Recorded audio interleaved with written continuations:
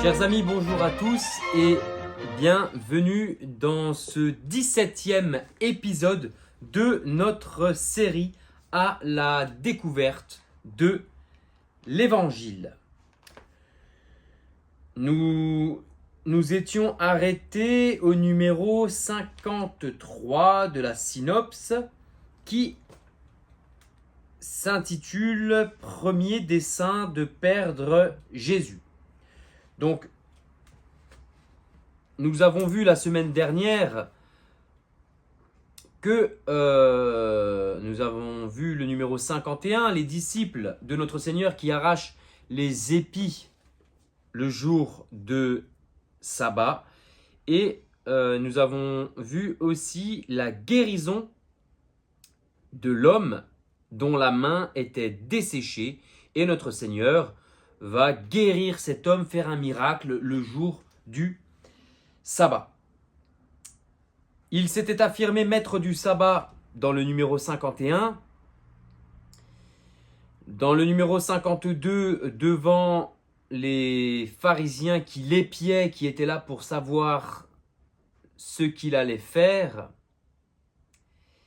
devant eux, il a guéri l'homme à la main desséchée, alors que, nous l'avons vu la semaine dernière, il y avait des choses qui étaient interdites le jour du sabbat, comme faire des guérisons alors que la vie n'est pas en danger.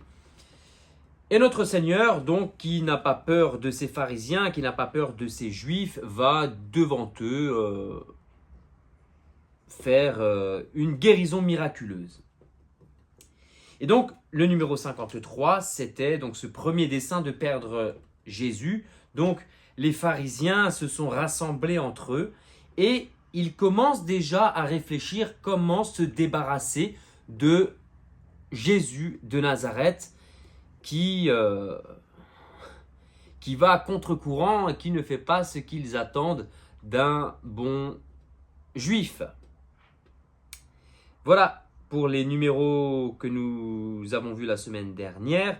Et nous reprenons donc au numéro 54 de la synopse qui se nomme « Après avoir prié, Jésus choisit ses 12 apôtres ». Dans ce passage qui est un moment décisif du ministère de notre Seigneur, ce dernier va choisir, après un temps privilégié avec son Père, les 12 apôtres. Alors pourquoi notre Seigneur prie-t-il si il est Dieu? Car nous avons affirmé depuis le premier numéro, nous affirmons que le Verbe s'est fait chair, nous affirmons que le Christ prouve sa divinité par ses miracles, le Christ prouve sa divinité en disant qu'il est le maître du sabbat alors que c'est Dieu qui a institué le sabbat, donc le seul maître du sabbat est Dieu, et si le Christ dit être le maître du sabbat, c'est qu'il est Dieu. Voilà, donc notre Seigneur est Dieu, de toute façon ça c'est sûr. Il n'y a pas de doute. Alors, certaines personnes pourraient se dire, arrivé à ce niveau-là, comment se fait-il que notre Seigneur, lui que nous affirmons être Dieu, passe-t-il une nuit à prier? Au moment de son incarnation, notre Seigneur est Dieu, mais il est aussi homme. Ce n'est pas un demi-dieu, il n'est pas 50% Dieu, 50% homme, comme dans la mythologie grecque, Hercule, qui serait moitié Dieu, moitié homme. Notre Seigneur est bien 100% homme et 100% Dieu. C'est difficile certes à comprendre pour notre intelligence, mais notre Seigneur est pleinement homme et pleinement Dieu. Il n'est pas moitié-moitié. Et donc au moment de son incarnation, notre Seigneur est donc homme et Dieu, et étant homme, il devait prier. L'homme, Jésus-Christ, Jésus de Nazareth, l'homme, devait prier. Il était et il est notre modèle de l'homme parfait. Le Christ est l'homme parfait. Et si le modèle de l'homme parfait ne prie pas, eh bien, il n'est pas parfait même s'il a toutes les qualités du monde. Un homme parfait doit prier son Dieu. Donc notre Seigneur, en tant qu'homme, prie. Et donc, comment Dieu, qui veut nous donner le bon exemple à travers la personne de Jésus-Christ, en Christ, comment Dieu ne nous donnerait pas le bon exemple par son Christ? Ce serait complètement insensé. Et comment le Christ, qui est Dieu, ne pourrait pas prier alors qu'il est lui-même celui qui demande à ce que nous soyons en prière?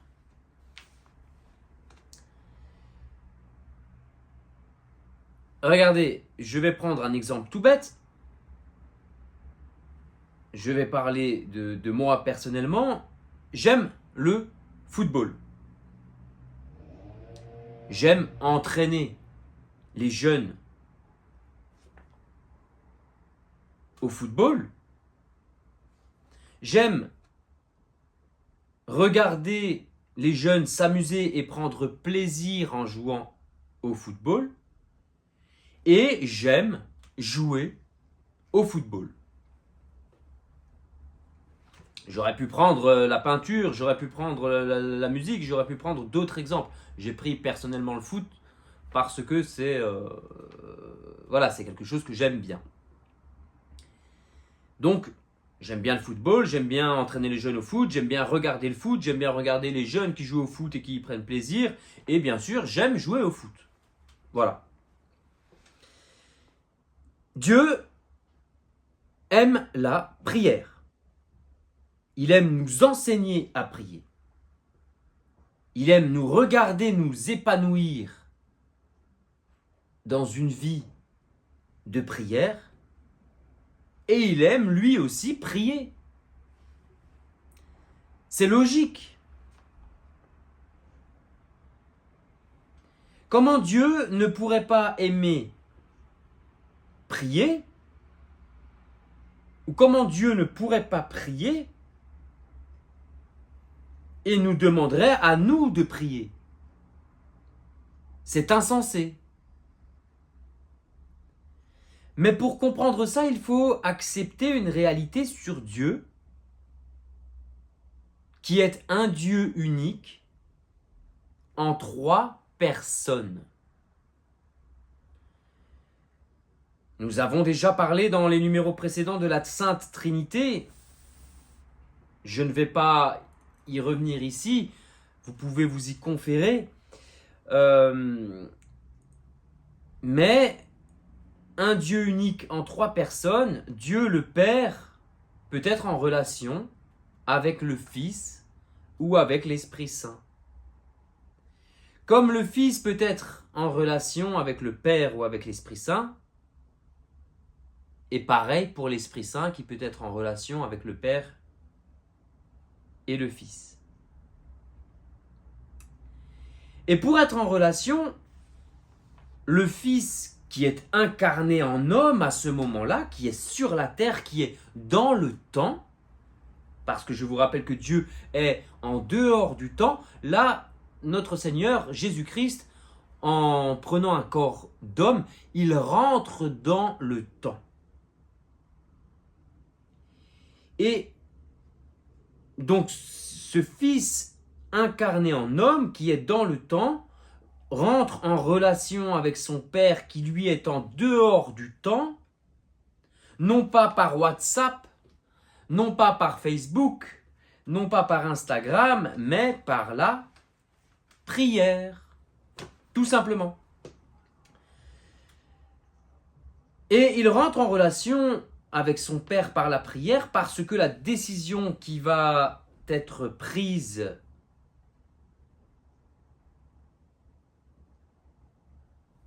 ce jour-là est importante pour le reste de l'Église catholique.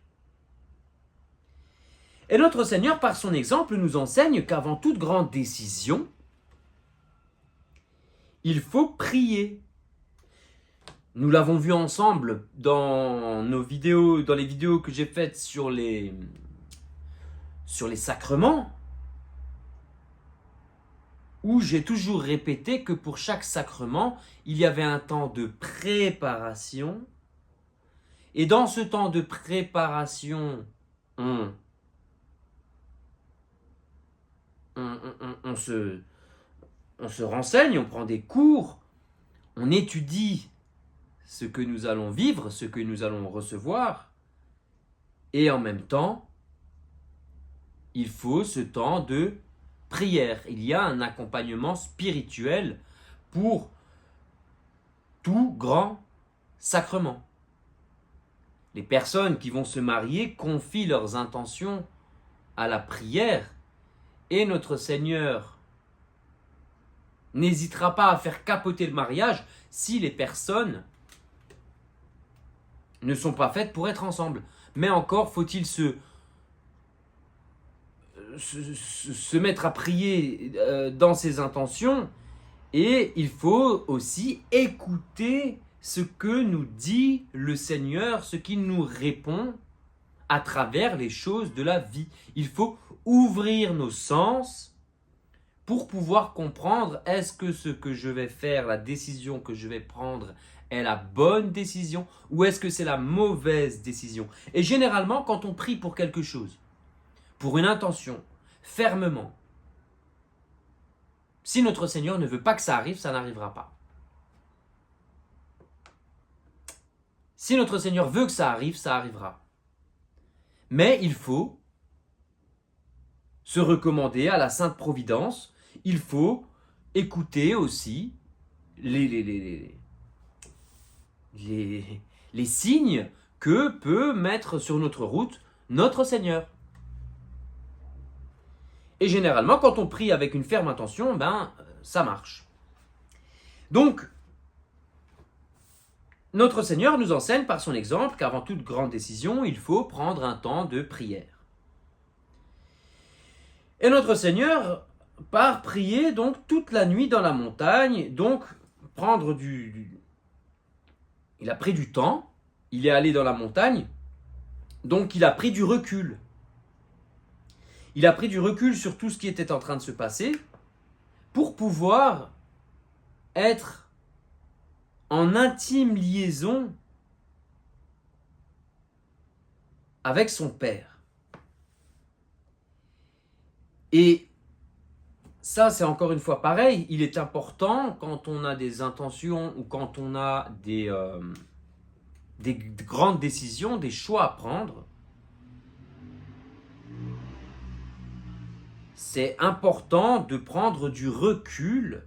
Notre Seigneur va dans la montagne. Il sort donc du groupe de ses disciples, il sort donc de la maison à Capharnaüm, il part tout seul dans la montagne. Et par cet exemple, il nous dit que quand nous avons nous aussi des grandes décisions à prendre, nous devons partir tout seul dans la montagne. Alors ça ne veut pas forcément dire qu'il faut aller grimper sur un sommet, mais qu'il faut s'écarter de là où nous sommes pour pouvoir poser le pour, le contre et réfléchir à tout ça tranquillement, sans aucune pression. Et donc,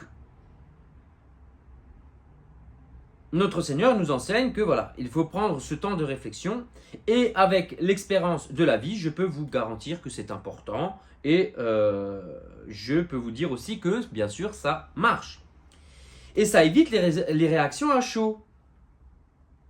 Ça permet de bien faire le pour et le contre, de bien faire la part des choses. Mon curé dit souvent, pour faire un bon choix, il faut une nuit, une messe. Et généralement, quand on a une idée qui n'était pas la bonne idée, et qu'on laisse ce temps de discernement, passer une bonne nuit et aller le lendemain matin à la messe, eh bien, là on se dit, ok, c'était une idée pourrie. Et on peut s'en rendre compte, mais il faut avoir déjà pris le recul. Je vous prends un exemple bête, je suis énervé contre les voisins. Voilà, je suis énervé contre les voisins. Ils ont laissé la poubelle traîner au milieu de la rue. Et donc, j'ai envie d'aller voir le voisin, parce que ça fait déjà 2-3 fois que ça arrive. J'ai envie d'aller le voir et de m'énerver avec lui. Ça, c'est sur le moment. Si je laisse passer une nuit, et si je laisse passer une messe, et que je me dis, bon, il faut que je règle ce problème de poubelle avec le voisin, je vais y aller, mais totalement différemment que si j'y avais été directement au moment même. Donc prendre du recul, c'est important parce que ça permet de poser le pour, le contre, de mettre les choses à plat et de calmer aussi souvent les passions. Les passions, souvent, voilà, je l'ai déjà dit, un homme est dirigé non pas par ses passions, mais il est dirigé par son intelligence. Et l'intelligence de l'homme est dirigée directement par le bon Dieu. Si un homme est dirigé par son intelligence et qu'il confie son intelligence, et son intelligence lui vient du bon Dieu, donc il ne peut que faire de bonnes choses. Par contre, si un homme est dirigé par ses passions, c'est ces passions qui vont le mener à la baguette. Et les passions sont bonnes, mais elles peuvent être aussi très mauvaises. Donc un homme bien ordonné, c'est un homme qui, au-dessus de lui, a Dieu. Suite à ça, son intelligence. Suite à ça, ses passions. Et suite à ça, il agit. Ce n'est pas la passion qui fait diriger directement l'homme. Pourquoi ? Parce que si maintenant j'ai une passion qui me prend, je suis énervé contre celui qui m'a fait une queue de poisson dans la voiture, la passion, la colère va prendre le dessus. Donc la colère pourrait faire que je vais faire du mal à cette personne en l'insultant, en lui disant voilà, des paroles pas gentilles, et certaines personnes pourraient même être dépassées par leur passion et aller jusqu'aux mains. Donc on voit que être dirigé par ses passions fait prendre de mauvaises décisions. Et donc pour ça, voilà, il faut prendre du recul, il faut avoir un temps de discernement.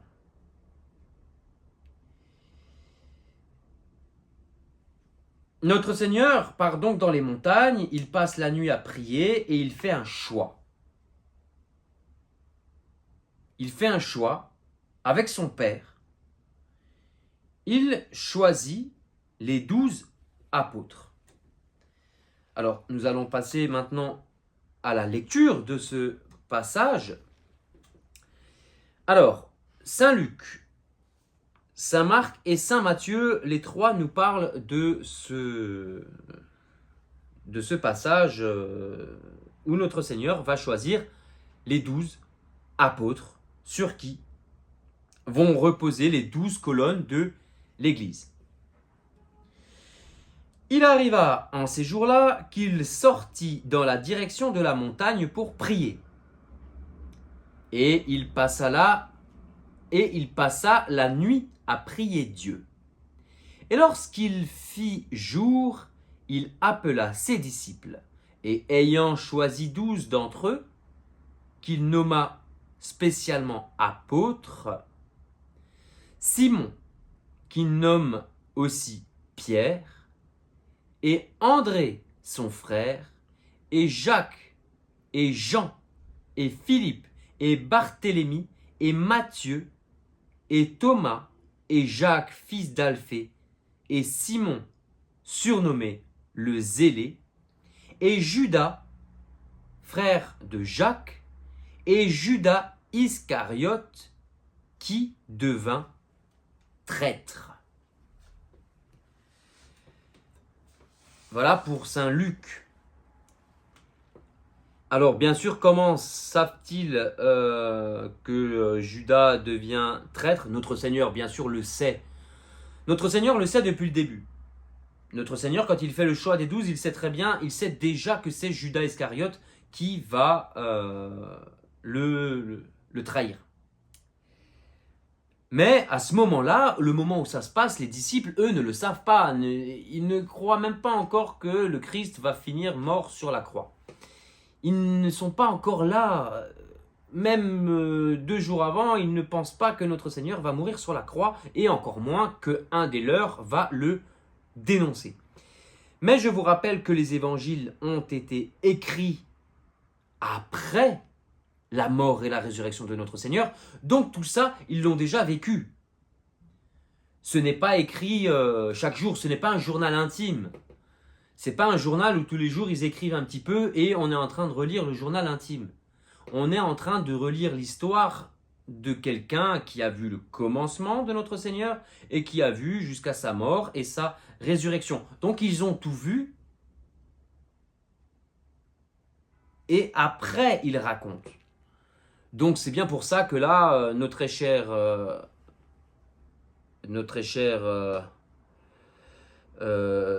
disciples, nos très chers apôtres, nos très chers évangélistes vont dire que c'est Judas qui deviendra le traître. Ils savent à ce moment-là où ils écrivent, le Christ est déjà mort, il est déjà ressuscité, donc ils écrivent avec la lumière de la résurrection. Ils savent déjà ce qu'il s'est passé tout simplement. Voilà comment Saint Luc peut dire que Judas était le traître. Saint Marc, lui, qui écrit, donc je vous le rappelle pour la plume de Saint Pierre, c'est Saint Pierre qui lui dicte. Puis il monte à la montagne et il appelle auprès de lui ceux qu'il voulait. Et ils se rendirent auprès de lui, et il en établit 12 pour être avec lui et pour les envoyer prêcher avec pouvoir de chasser les démons. On a un petit détail en plus qu'on n'avait pas de Saint Luc. Il établit donc les 12 et il imposa Simon, le nom de Pierre, et Jacques, le fils de Zébédée, et Jean, le frère de Jacques. Et il leur imposa le nom de Boanerges, c'est-à-dire fils du tonnerre. Et André, et Philippe, et Barthélemy, et Matthieu, et Thomas, et Jacques, le fils d'Alphée, et Thaddée, et Simon, le zélateur, et Judas Iscariote, qui même le trahit.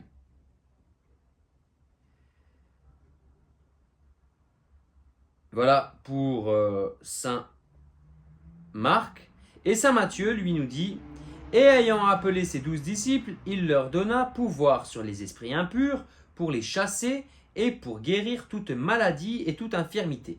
Or, voici les noms des 12 apôtres. Le premier Simon, dit Pierre, et André son frère, Jacques fils de Zébédée et Jean son frère, Philippe et Barthélemy, Thomas et Matthieu le publicain, Jacques fils d'Alphée et Thaddée, Simon le zélateur et Judas Iscariote qui même le trahit. Donc, notre Seigneur constitue officiellement le groupe qui sera le fondement de son Église, l'Église catholique qui a reposé sur Saint Pierre, le premier pape. Notre Seigneur est déjà bien connu en Galilée, il a effectué plusieurs guérisons et il y a déjà eu des conflits avec les pharisiens, nous les avons vus. Et ils ont même déjà discuté entre eux de comment ils allaient se débarrasser de notre Seigneur. Notre Seigneur, nous l'avons dit, passe toute la nuit en prière, ce qui montre bien l'importance de la décision qu'il va prendre. Alors notre Seigneur choisit non pas 10, non pas 11, non pas 15, mais 12 disciples, ce qui, bien sûr, n'est pas un hasard. 12 comme les 12 tribus d'Israël. Notre Seigneur manifeste donc qu'il rassemble le nouvel Israël, le peuple nouveau, par la nouvelle alliance. Ces 12 vont donc vivre avec notre Seigneur et ils vont recevoir un enseignement direct de sa bouche, ils vont annoncer l'évangile, ils ont reçu le pouvoir de chasser les démons et la mission de le faire. Et bien sûr, ils vont recevoir par cette mission, ils vont devenir les témoins privilégiés de la résurrection de notre Seigneur. Donc ils ont reçu le pouvoir de chasser les démons, ils vont devoir chasser ces démons, ils vont devoir prêcher, annoncer l'évangile et ils vont être envoyés en mission à certains moments, ils vont être envoyés en mission et ils devront préparer eux aussi les routes du Seigneur dans les villes où il arrivera un peu plus tard. Nous avons donc dans les 12 Simon-Pierre, André son frère, Jacques et Jean les fils de Zébédée, encore 2 frères, puis Jean, Philippe, Barthélemy, Matthieu, Thomas, Jacques fils d'Alphée, Simon le Zélote, et Jude, qui est aussi appelé Thaddée. Donc Jude et Thaddée, c'est la même personne, ou Judas et Thaddée, c'est la même personne. Et il y a Judas Iscariote. Iscariote, c'est celui qui va le livrer le mercredi saint, le mercredi de la semaine sainte. Il y a donc dans ce groupe des pêcheurs de poissons, nous avons vu que Simon, André, Jacques et Jean étaient des pêcheurs de poissons. Il y a aussi donc un publicain, nous avons vu l'appel de Matthieu, de Lévi. Il y a aussi des zélotes. Alors ils sont à peu près tous zélotes. Il y en a qui sont reconnus comme zélotes parce qu'ils devaient vraiment faire partie du groupe de zélotes. Et en soi, tous les disciples sont un peu zélotes. Alors qu'est-ce que c'est zélotes ? Les zélotes, c'est un groupe qui était très attaché à l'indépendance d'Israël. En gros, ils voulaient voir dégager l'occupation romaine de leur terre, tout simplement. Et donc, ils sont tous à peu près zélotes. Maintenant, il y en a qui sont appelés comme ça, mais en soi, ils auront tous des comportements de zélotes à un moment ou à un autre. Et donc, notre Seigneur rassemble des hommes qui n'auraient jamais travaillé ensemble, car c'est des hommes qui sont très différents et qui ne se seraient peut-être jamais parlé. Alors les pêcheurs parlaient entre eux, le publicain, à part leur parler parce qu'il leur demandait les taxes ou de payer les impôts, sinon il n'aurait jamais parlé avec ces gens. les zélotes qui devaient avoir leur propre groupe, leur propre ami, ne seraient pas eux non plus allés parler avec des pêcheurs parce que les zélotes étaient là pour en découdre et faire dégager l'occupation. Donc ils se préparaient plus à une guerre qu'à aller pêcher du poisson. Et ils allaient encore moins parler avec Matthieu, Matthieu était un collabo qui travaillait avec l'ennemi. Donc voilà, il y a dans ces 12 personnes vraiment des hommes qui n'auraient jamais travaillé ensemble, vraiment des hommes qui sont très différents. Il en fait donc ces 12 apôtres. Apôtres, qu'est-ce que c'est?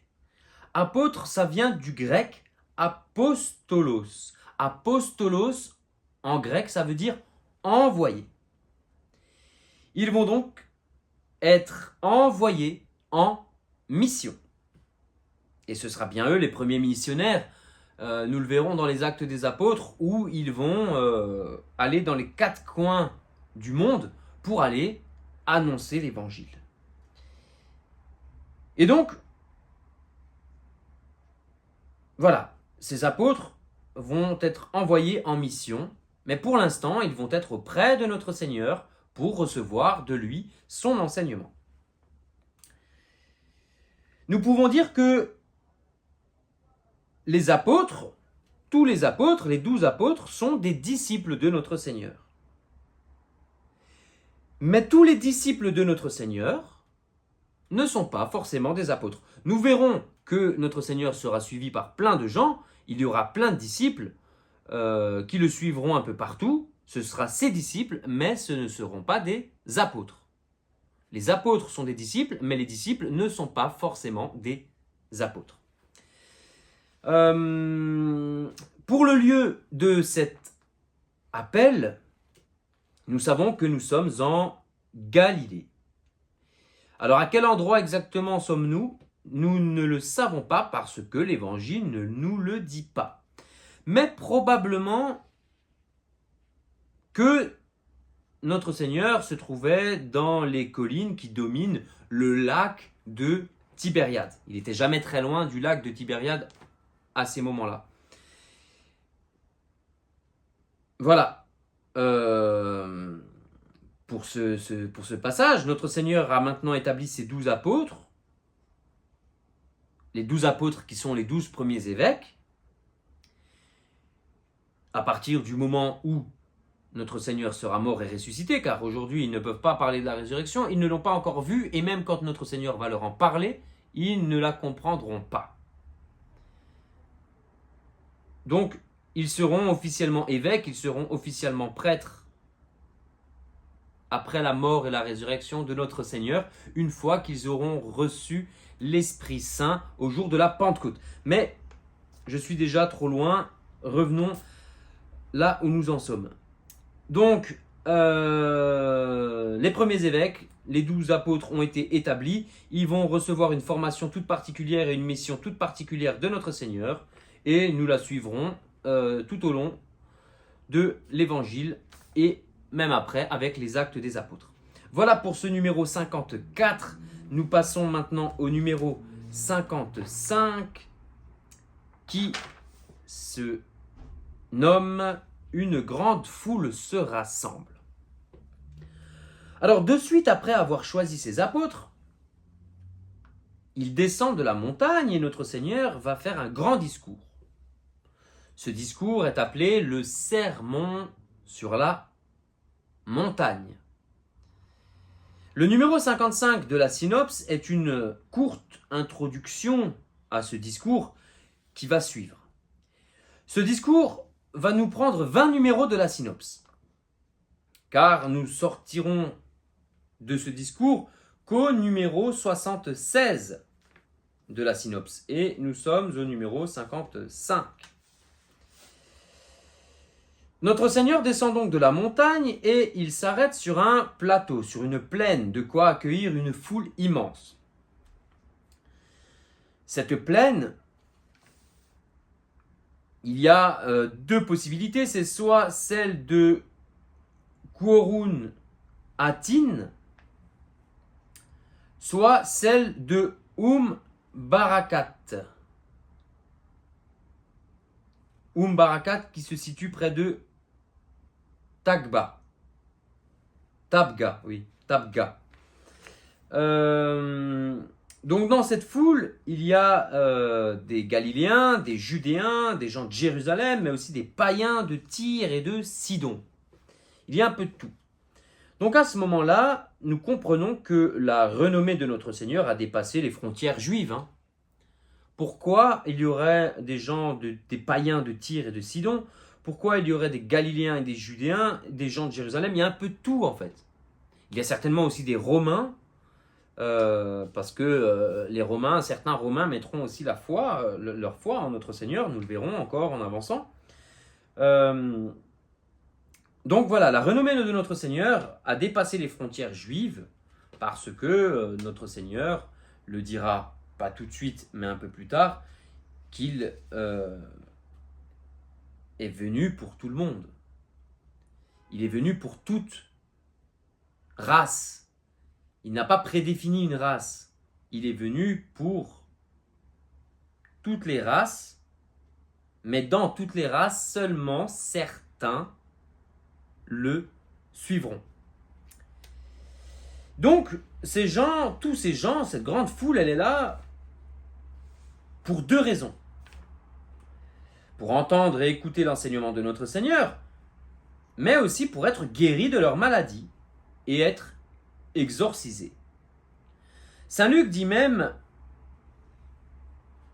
une vertu sortait de lui et les guérissait tous.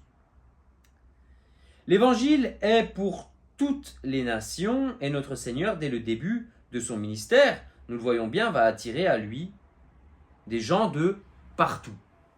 Il ne va pas que attirer à lui des Judéens ou des Galiléens ou les gens de Capharnaüm. Non, des gens de partout vont venir écouter notre Seigneur, vont venir s'asseoir auprès de lui dans cette montagne, dans cette plaine, et vont écouter ce qu'il a à dire au monde.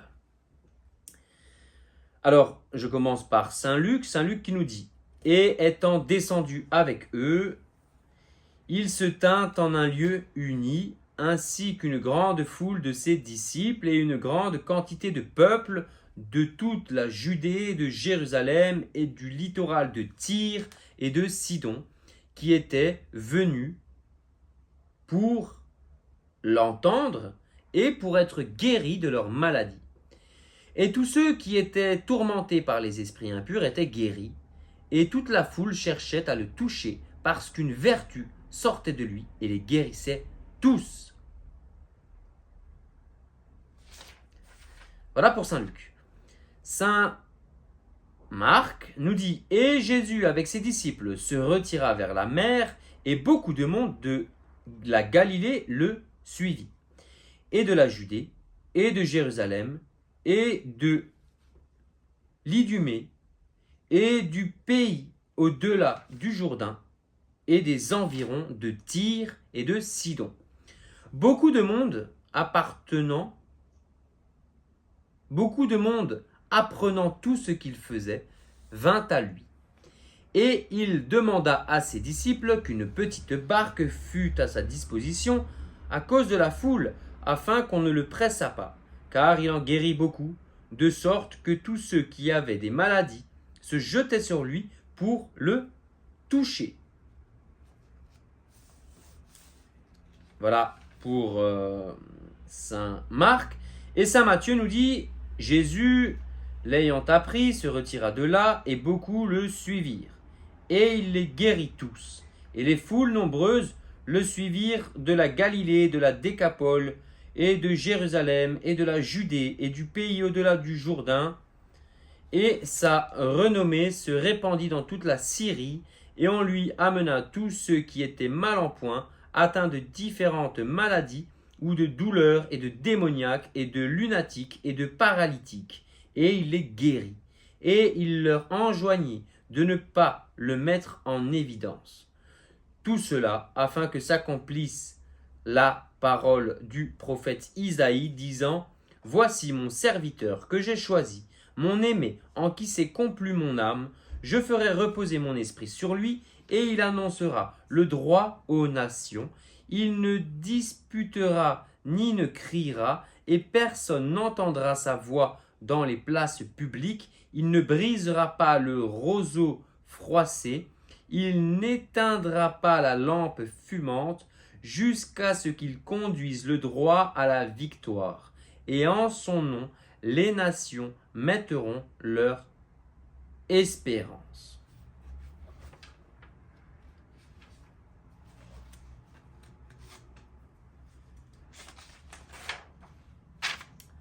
Voilà pour le numéro 55. Le numéro 56, donc, qui est très court, je vais vous le lire. Saint Luc nous dit « Et lui, levant les yeux sur ses disciples, disait ». Et Saint Matthieu, lui, nous dit « Voyant la foule, il monta sur la montagne, et quand il se fut assis, les disciples s'approchèrent de lui, et ouvrant la bouche, il les enseignait, disant ». Voilà pour le numéro 56. Donc, nous allons tout de suite passer au numéro 57. Le numéro 57, donc dans ce passage, notre Seigneur nous explique, nous montre ce qu'est le vrai bonheur et ses conditions. Et en même temps, il condamne les pharisiens et tous ceux qui leur ressemblent.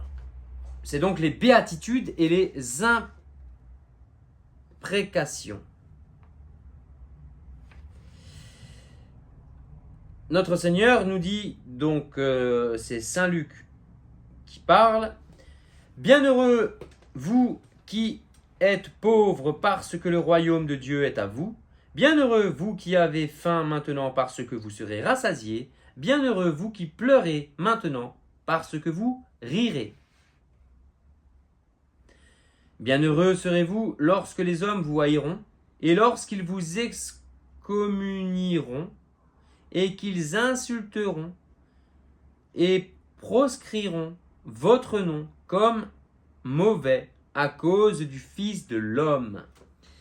Réjouissez-vous en ce jour-là et bondissez de joie, car voici qu'une grande récompense vous est réservée dans le ciel, car c'est ainsi que leur Père traitait les prophètes. Mais malheur à vous, les riches, parce que vous avez reçu votre consolation. Malheur à vous qui êtes repus maintenant parce que vous aurez faim. Malheur à vous qui riez maintenant parce que vous serez dans le deuil et dans les larmes. Malheur à vous lorsque tous les hommes diront du bien de vous, car c'est ainsi que leur Père traitait les faux prophètes. Saint Matthieu nous dit « Bienheureux les pauvres en esprit, parce que le royaume des cieux est à eux. Bienheureux ceux qui sont doux, parce qu'ils posséderont la terre. Bienheureux ceux qui pleurent, parce qu'ils seront consolés. Bienheureux ceux qui ont faim et soif de la justice, parce qu'ils seront rassasiés. Bienheureux les miséricordieux, parce qu'ils obtiendront miséricorde. Bienheureux ceux qui ont le cœur pur, parce qu'ils verront Dieu. Bienheureux les pacifiques, parce qu'ils seront appelés fils de Dieu. Bienheureux ceux qui sont persécutés pour la justice, parce que le royaume des cieux est à eux. Bienheureux serez-vous quand on vous insultera et persécutera, et qu'on dira faussement toutes sortes de mal contre vous à cause de moi. Réjouissez-vous et soyez dans l'allégresse, parce que votre récompense est grande dans les cieux, car c'est ainsi qu'on a persécuté les prophètes qui étaient avant vous. » Voilà pour le numéro 58. Dans le numéro 59, il y a le premier perfectionnement. Et notre Seigneur nous parle de l'homicide.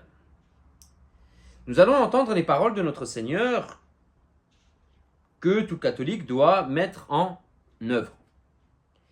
Et si nous voulons être de vrais disciples, nous devons écouter ce que nous dit notre Seigneur. Et ce n'est pas une mince affaire. Notre Seigneur nous dit dans ce passage qu'il ne faut certes pas tuer, mais qu'il ne faut pas non plus se mettre en colère. Alors pour le fait de ne pas tuer, cela pourrait paraître normal aujourd'hui. Mais il y a 2000 ans, l'homme ne vivait pas ne vivaient pas pareil. Chez les Juifs, il y avait encore la loi du talion. La loi du talion, c'est œil pour œil, dent pour dent. Celui qui t'a pris un œil, prends-lui un œil. Celui qui t'a pris une dent, prends-lui une dent. Celui qui a tué ton frère, tue son frère. Voilà.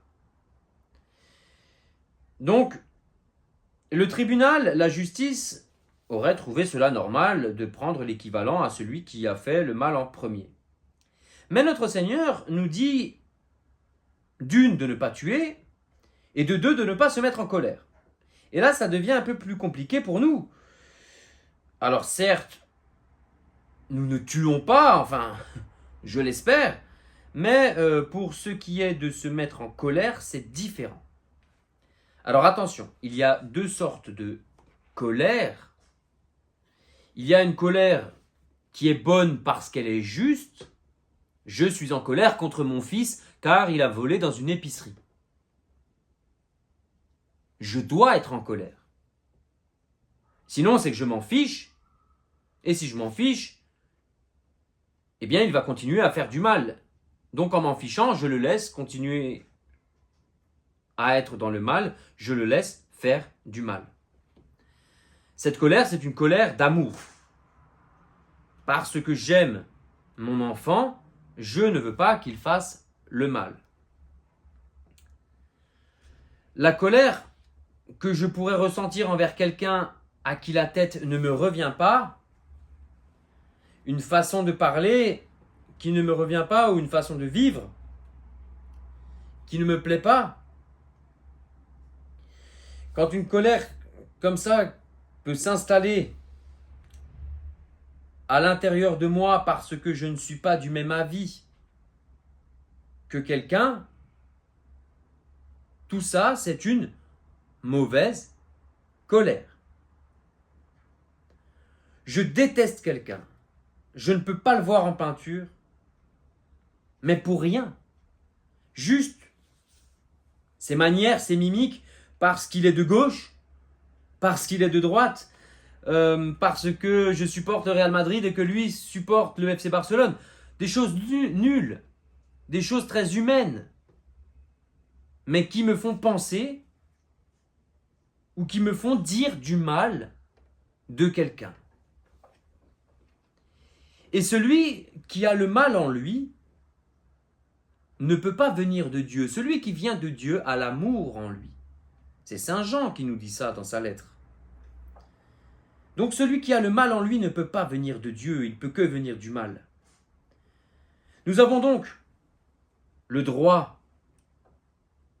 à la colère, mais le droit à la colère d'amour.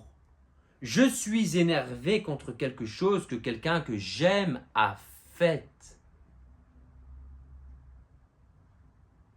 Si une personne que j'aime a fait n'importe quoi, je peux avoir cette colère d'amour. C'est normal. Mais ce n'est pas une colère méchante. C'est celle-là qu'il faut enlever. C'est la colère qui est méchante, la colère qui est pleine de haine. La colère, je veux faire du mal à l'autre. Et généralement, en plus, cette colère, elle part de 3 fois rien.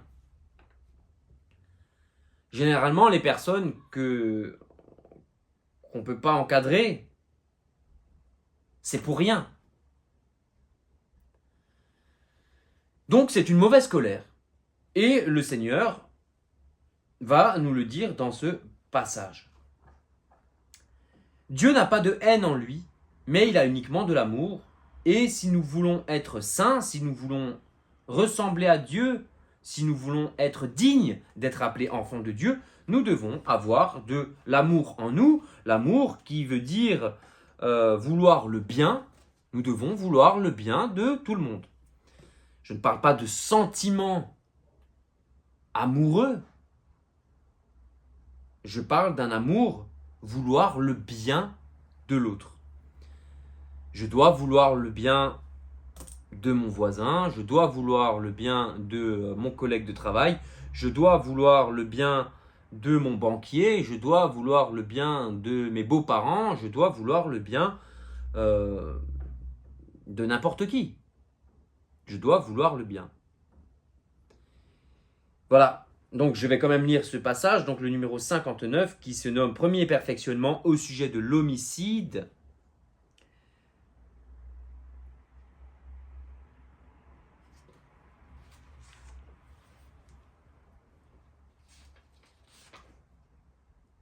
Alors, vous avez entendu qu'il a été dit aux anciens, tu ne tueras point. Quiconque tuera sera justiciable du tribunal. Et moi, je vous dis que quiconque se mettra en colère contre son frère sera justiciable du tribunal. Et quiconque dira à son frère, Raka, sera justiciable du Sanhédrin. Et quiconque dira fou sera justiciable envers la géhenne de feu. Si donc tu présentes ton offrande sur l'autel, et que là, tu te souviennes que ton frère a quelque chose contre toi, laisse là ton offrande devant l'autel et va d'abord te réconcilier avec ton frère. Alors, reviens présenter ton offrande.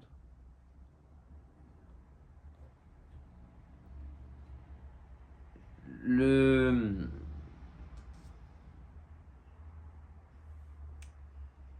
Christ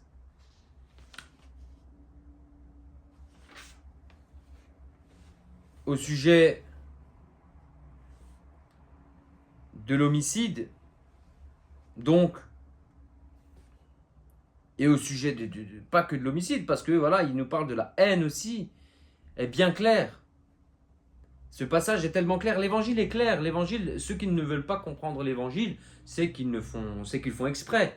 Tout simplement, l'évangile est clair. Il y a bien sûr des passages où il faut un peu plus comprendre, mais les grands passages sont clairs. Quiconque se mettra en colère contre son frère, quiconque dira fou à son frère, sera justiciable envers la géhenne de feu. Donc si tu présentes ton offrande sur l'autel et que là tu te souviennes que ton frère a quelque chose contre toi, laisse là ton offrande devant l'autel et va d'abord te réconcilier avec ton frère. Toutes les personnes qui viennent à la messe, toutes les personnes qui viennent à la messe le dimanche, la semaine, toutes ces personnes qui viennent présenter leur prière à Dieu, qui viennent l'adorer, vivre leur foi, ça je ne remets la foi de personne en question et je ne remets pas la dévotion des personnes envers la Sainte Messe. Mais combien de personnes qui viennent à la Sainte Messe, combien ont réellement aucune colère envers quelqu'un? Il y a beaucoup de personnes qui viennent et qui, à l'intérieur d'eux, ont de la colère. Ils ont de la colère pour quelqu'un qui leur a fait du mal, pour quelqu'un... Voilà, je dis pas que je dis pas que c'est facile. L'évangile, c'est pas facile. Hein. L'évangile, c'est pas un livre des bisounours. C'est un livre où on parle de la géhenne de feu. C'est un livre où on parle de ce que va devenir notre âme si on ne met pas en pratique ce qu'il nous dit. Et l'évangile, qui est la bonne nouvelle, nous dit aussi que notre Seigneur prend notre fardeau que nous avons sur les épaules pour le mettre sur les siennes et qu'à travers sa sainte croix, il veut bien nous racheter les péchés que nous avons commis, mais il faut mettre en pratique ce que nous dit l'évangile. Donc tous ceux qui peuvent aller à la Sainte Messe, mais qui dans leur cœur ont de la haine contre un, contre l'autre, contre le collègue de travail, contre la belle-mère, contre contre le voisin, contre mon patron, etc. Ça ne marche pas. Ça ne marche pas, c'est l'évangile qui nous le dit. Et là, il faut écouter ce que nous dit l'évangile. Il faut écouter ce que nous dit l'évangile, et l'évangile nous dit, si tu vas à la messe, et que tu sais que tu as quelque chose envers quelqu'un, laisse tomber la messe, va te réconcilier avec celui qui a quelque chose contre toi, et après reviens à la messe. C'est difficile à entendre, mais c'est ce que nous demande notre Seigneur. Celui qui ira à la messe tous les jours, mais qui aura de la haine envers tout le monde, et tout le monde autour de lui le déteste, il peut aller à la messe tous les jours. La messe, elle va lui servir à rien. La messe, elle sert à quelque chose à partir du moment où on vit dans l'amour de Dieu. Et donc dans l'amour du prochain. Tout simplement. Voilà pour ce numéro donc 59 avec le premier perfectionnement donc au sujet de l'homicide et de la colère qu'il ne faut pas qu'il ne faut pas avoir envers personne. Voilà pour ce numéro 59. Voilà pour notre épisode numéro 17. Voilà pour notre épisode numéro 17. Nous nous retrouvons la semaine prochaine. En attendant, je vous souhaite une belle semaine. Je vous remercie.